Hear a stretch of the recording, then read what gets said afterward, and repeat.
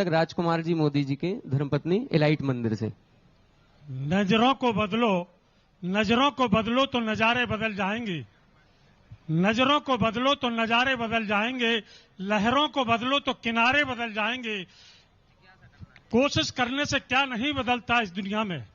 कोशिश करने से क्या नहीं बदलता इस दुनिया में। भावों को बदलो तो भव ही बदल जाएंगे। भावों को बदलो तो भव ही बदल जाएंगे। ऐसे विचारों के धनी, वचन सिद्धि के धनी, परम पूज्य गुरुवर, मेरे गुरुवर परम पूज्य मुनि श्री सुधा सागर जी महाराज के चरणों में ये सारी श्रोता समिति ललितपुर तथा मड़वैया परिवार ललितपुर सभी शुभ चिंतकों के साथ आपके चरणों में बार बार प्रतिदिन की नमोस्तु करता है। परम पूज्य मुनि श्री, ये जग जाहिर हो गया कि ललितपुर आपका है। हम अगर यूं कहें कि हजारों दीप जलते आए हैं और जला करते हैं, हजारों दीप जलते आए हैं और जला करते हैं, पर सदियों बाद कोई ऐसा दीप जला है जिसकी रोशनी में हम सब चला करते हैं, जिसकी रोशनी में हम सब चला करते हैं। परम पूज्य मुनि श्री, ये श्रोता समिति ना तो किसी के अधीन है और न किसी से बंधी हुई है और न किसी लालच बस है। ना ये कोई चुनाव करना चाहती है और न ये चुनाव के लिए है, लेकिन ये गर्व के साथ कहती है कि परम पूज्य मुनि श्री, आपके प्रतिदिन के विचार, प्रतिदिन के आपके प्रवचन जो आपने कहते हैं, वो मैं बड़े दावे के साथ कहता हूं कि शायद कोई अभागा दिन होगा जिस दिन मैंने सुना करता हूं। और अगर आपको परीक्षा करना है तो आप पूछ लें कि आपने दमोह में क्या कहा था, अशोकनगर में क्या कहा था और गुना में क्या कहा था। परम पूज्य गुरुवर, आज मैं वास्तव में जिज्ञासा करना ही आया हूं, एक ऐसी जिज्ञासा जो आपसे ही सुनना चाहता हूं। ये बिल्कुल अतिशयोक्ति नहीं है, ये बिल्कुल अकाट सत्य है कि आपने अपने भक्तों को एक ऐसे गुरु मंत्र दिया है अपने इसके द्वारा,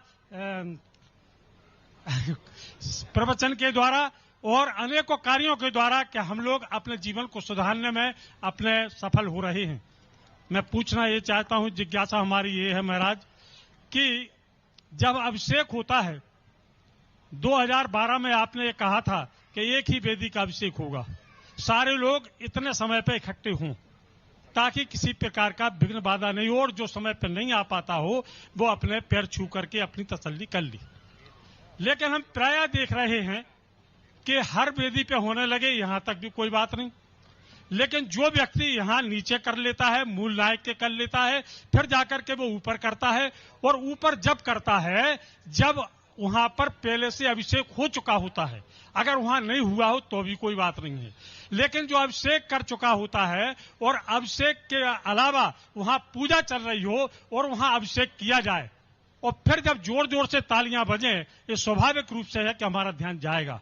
तो अगर हम वहां पर अभिषेक करने न जाएं तो क्या ये हम गलती करते हैं? क्योंकि हम जब नीचे कर आए तो हम पूछना ये चाहते हैं क्या हम डबल अभिषेक करने से हमें क्या ज्यादा पुण्य लगेगा, या हम वहां नहीं जाते हैं तो क्या हम कोई गलती करते हैं? कृपया अपने मुखार बिंदु से हम लोगों को समझाने की कृपा करें। पहले आपने जो कहा कि आप भक्तों के लिए ऐसे मत देखो, वही कुछ दे सकता है जिसने कुछ पाया। यदि तुमने खुद की कमाई नहीं की हो तो तुम दान क्या दे सकोगे?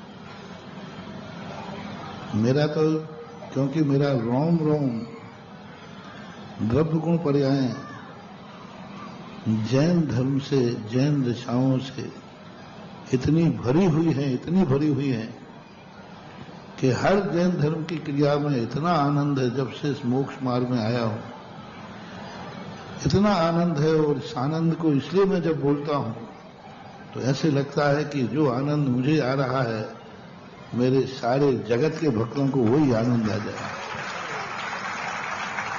एक एक क्रिया में भगवान की भक्ति करता हूं तो रोम रोम पुलकित होता है, भगवान के दर्शन करता हूं तो रोम रोम पुलकित होता है। 24 के दर्शन कर रहा था, समय कम पड़ रहा है, ऐसे लगता है दर्शन करते रहे, कोई और बहाना मिल जाए,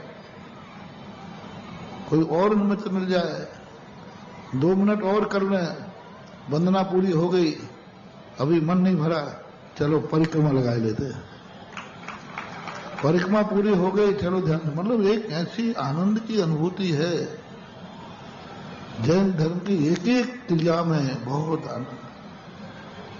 और मेरा मन एक ही बार करता है कि मैं हर जीव के, हर व्यक्ति के अंदर कैसे करूं, क्या करूं, इस आनंद के अंदर सबको डुबो दूं। और डुबाना नहीं है, सबको डुबकी लगवा दूं। सुबह सुबह जब हम भक्तियां पढ़ते हैं, महाराज लोगों को पढ़ाते हैं, एक एक श्लोक में मैंने 50 बार भक्तियां पढ़ी। खैर मेरा नेचर तो ये है, मैं कभी भी किसी चीज को पुराना नहीं होने देता। मुझे हर पुरानी चीज को नई करने की आदत है। मुझे पुराना होने नहीं देता। भक्तियां हम लोग हमेशा पढ़ते हैं, 50 साल से भक्तियां पढ़ रहे हैं, लेकिन पढ़ते ही जब, जैसे अभी पढ़ रहे हैं, अभी एक एक श्लोक पढ़ते ही पूरा रोम रोम पुलकित होता है, गला भर आता है, आंखें डबडबा आती हैं। ऐसा लगता है कि हे भगवान, जन्म जन्म कोटि समार्जितम। क्या बात! भगवान की भक्ति से जन्म जन्म में किए हुए पाप क्षण भर में नष्ट को प्राप्त हो जाते हैं। तो ये आनंद जब अपने अंदर प्रकट होता है तो दीप को कोई कितनी छुपाए, भली दीप अपने लिए जलाए, लेकिन दीप स्वभाव है कि वो तो जगत को प्रकाश देगा ही देगा। तो मेरा खुद का ही ऐसा आनंद है, इसलिए मैं हर चीज में जब बोलता हूं तो तन्मय हो जाता हूं। और पुरानापन मुझे लगता ही नहीं। मैंने 24 के दर्शन कर लिए थे, लेकिन आज दर्शन किए तो कुछ अलग लगे, और कल करूंगा तो फिर कुछ अलग लगेंगे। अब रही बात आपके अभिषेक की, बहुत अनुशासन बना के गया था कि सभी जगह एक। वकील साहब क्या है, कानून कितने भी बन गए लेकिन चोर खत्म नहीं हुए। कानून कितने भी बने लेकिन वो चोर जगह हैं, ये महान चोर कहलाते हैं। जो पहला अभिषेक कर चुका है और यदि वो अनुशासन दूसरा कर रहा है, पहला अभिषेक कर चुका है और यदि वो अनुशासन दूसरा कर रहा है, तो पहला अभिषेक का पुण्य तो खत्म हो गई और दूसरे के चोरी का पाप और लगेगा। एक बार एक गजत चल रहा था तो एक रखा अपने महाराज जी मजा आ गया। बोले क्यों? हम सब कार्यकर्ताओं को धोखा देके घुस करके रथ में बैठ के आ गए, कोई नहीं देख पाया, बैठ गया। मैंने उसको, वो भक्त था मेरा, बोले महाराज जी सब नहीं, हम सबको धोखा देके रथ में बैठ गए और फेरी भी लगा ली। मैंने कहा बेटा, वो खुश था महाराज जी से, आशीर्वाद महाराज जी खुश हो जाएंगे। मैंने कहा बेटा बहुत बड़ा पाप किया है, उसको मैंने प्रायश्चित दिया है। अपराध किया है, तुम रथ में नहीं बैठे हो, तुमने रथ में अनुशासन की हीनता की है। ऐसा जो व्यक्ति करते हैं अनुशासन तोड़ के, आप देखना इनको कितने ये पूजा पाठ कर ले, इनको कभी सिद्धि नहीं होती। और अनुशासन में रहने वाला अभिषेक भी न करे, चरण भी छू ले तो उसको अभिषेक से भी कई गुना पुण्य लगता है। भगत नहीं, मैं अनुशासन नहीं तोड़ूंगा। इतनी बढ़िया व्यवस्था रखती, सुबह जाते हैं तो क्या भीड़ दिखती है। अब मैं कल का प्रश्न आया तो आपका, कल स्पष्ट करता हूं, पूछता हूं कि भाई चोरी चपाटी मत करो, खुल्लम खुल्ला करो। हम नियम बनाए देते हैं और हमने ये भी बनाया था। देखो आपके अष्टा मंदिर में है 5-6 वेदियों पर अभिषेक होते हैं, लेकिन उनके चोरी से नहीं होते। बराबर यज्ञनायक है, श्रावक श्रेष्ठी है। हमने कहा था हर वेदी पर एक महायज्ञनायक और 12 श्रावक श्रेष्ठी बना लो, हम दूसरी वेदी पे चालू करा देंगे। ये फोकटिया करना, चोरी से करना कुछ नहीं होगा रे, करते रहो। पुनी पुनी चंदन, पुनी पुनी पानी, सड़क घिसते रहो, भगवान को कुछ नहीं होने वाला। सब भगवान को गलत कर रहे हो। आपको करना है, मैं कल व्यवस्था बनाऊंगा कि किस किस को कहां कहां अभिषेक करना है। वो व्यवस्था आज से ही तैयारी कर लो। एक यज्ञनायक और 12 महीने के श्रावक श्रेष्ठी, ये 13 लोगों का एक ग्रुप बना लो, कम से कम 13। और समय जो मूल अभिषेक का है उसको छोड़ करके अन्यत्र यदि अभिषेक की व्यवस्था बनाना है तो मैं कल के लिए व्यवस्था बनाने की सोच रहा हूं। पूछूंगा सबसे, इसलिए जो जहां जैसे चांदी की बेदी हो गई, अब एक ऊपर त्रिमूर्ति की है, गुफा है, 24 है, नंदीश्वर द्वीप है, जहां करना हो कम से कम कितने व्यक्ति, एक कम से कम एक यज्ञनायक, ज्यादा हो जाए तो कोई बात नहीं, 2 हो जाए, 5 हो जाए। और जैसे अभी इलाही मंदिर में लोगों ने कहा तो लोगों 9 यज्ञनायक 1,11,000 पर ईयर, तो ऐसा कम से कम 1,00,000 रुपया 11,000 का एक महायज्ञनायक और कम से कम 12 लोग श्रावक श्रेष्ठी महीने वाले, ये आप तैयार कर रहे हैं।